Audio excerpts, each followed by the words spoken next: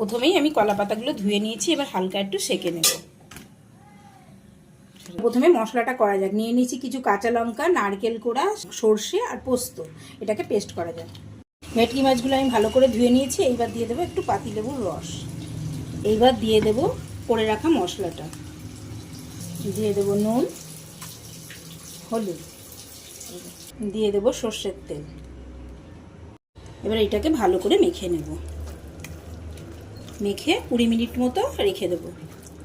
এই দেখো আমি আগে থাকতে কলা পাতাগুলো সেঁকে রেখেছিলাম। এবার এর ওপরে একটা করে মাছ দিয়ে দেবো, আর দিয়ে দেবো কিছুটা মশলা, দিয়ে দেবো একটা কাঁচা লঙ্কা, ওপর থেকে দিয়ে দেবো একটুখানি সর্ষের তেল।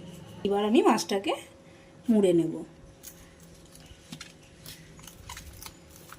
এইভাবে আমি সব মাছগুলো একে একে মুড়ে নেব, দড়ির সাহায্যে বেঁধে নেব। এবার কড়াতে দিয়ে দিয়েছি তেল, তেল গরম হয়ে গেছে। এগুলো কড়ার মধ্যে দিয়ে দেবো। এগুলো আমি কড়ার মধ্যে দিয়ে দিয়েছি। এবার আমি এটা ঢাকা দিয়ে দেবো লো ফ্লেমে। এটা আস্তে আস্তে হবে।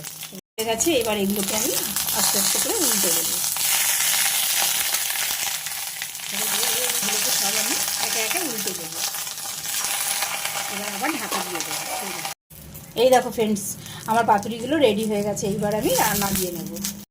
চলো এবার পাতুরিগুলো খোলা যাক।